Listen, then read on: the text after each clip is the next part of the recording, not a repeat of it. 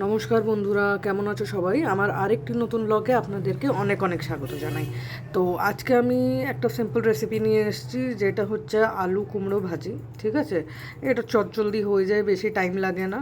ঠিক আছে, তো তার আগে আজকে আমি সকালে একটু কুমড়ো নিয়ে এসেছি, কারণ কুমড়োটা শেষ হয়ে গেছিলো। তো দেখো আর কী কী আনলাম। এনেছি কাঁচা লঙ্কা, ধনে পাতা পাতা, উচ্ছে আর পুদিনা পাতা আর কুমড়ো। তো চলো দেখে নিই। এবার যারা ব্যাচেলার্স বা যাদের একটু অফিস টফিস তো সবারই থাকে এখন, বা তাড়াহুড়োতে কী করবে বুঝতে পারছে না, তখন তোমরা এই রেসিপিটা কিন্তু দেখে নিতে পারো আর করে নিতে পারো অনেকই তাড়াতাড়ি।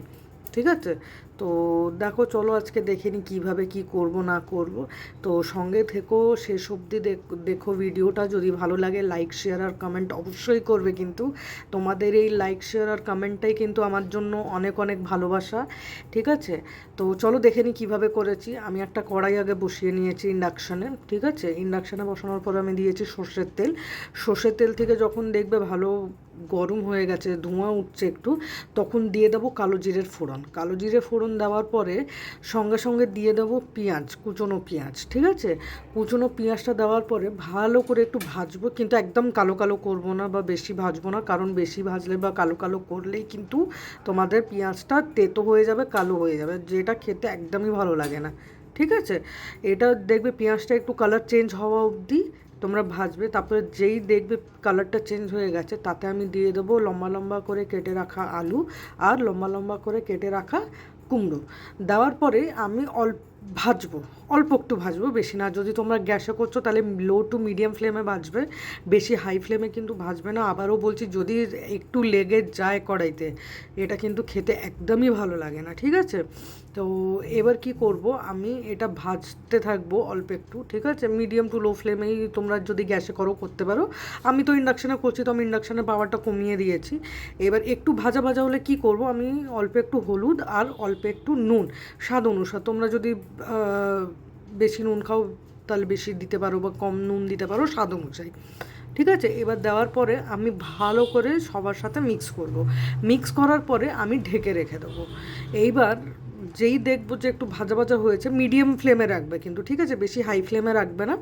এবার হঠাৎ আমার মনে পড়েছে আমি তো কাঁচা লঙ্কা দিইনি। এবার কি করেছি, আমি দুটো কাঁচা লঙ্কা মাঝখান থেকে কেটে আমি দিয়েছি। এবার যদি তোমাদের বাড়িতে বাচ্চারাও আছে তাহলে তোমরা কাঁচা লঙ্কাটা স্কিপ করতে পারো, বা যদি তোমরা দিতে চাও ঝাল অনুযায়ী তোমরা লঙ্কাটা কম বেশি করতে পারো। ঠিক আছে, তো আমি বেশি লঙ্কা দিইনি, দুটোই দিয়েছি, কারণ এই দুটো লঙ্কাই অনেক ঝাল। ঠিক আছে, তো দেওয়ার পরে আমি কি করেছি, আবার একটু নাড়িয়ে চাড়িয়ে দিয়ে আমি ঢেকে রেখে দিয়েছি। ঢেকে এই কারণে রেখে দিয়েছি, আর ইন্ডাকশানের যে ফ্লেমটা দেখো তোমরা দেখতেই পাচ্ছ 100-এ আছে। ঠিক আছে, তো মিডিয়াম টু লো ফ্লেমেই বলতে পারো, যদি গ্যাসে করছো তাহলে মিডিয়াম টু লো ফ্লেম করে আমি ঢেকে আবার রেখে দিয়েছি। রেখে দেওয়ার পরে এবার দেখবে যে হালকা হালকা ভাজা ভাজা হয়ে গেছে। আবার একটু নাড়িয়ে চাড়িয়ে দেবো, আবার একটু চেক করে নেব যে হয়েছে কি না। ঠিক আছে, আলুটা মাঝখান থেকে একটু চাপ দিয়ে দেখে নেবে যে হয়েছে কি হয়নি, বা কুমড়োটা দেখে নেবে। তো আমি দেখলাম যে না, হয়ে গেছে।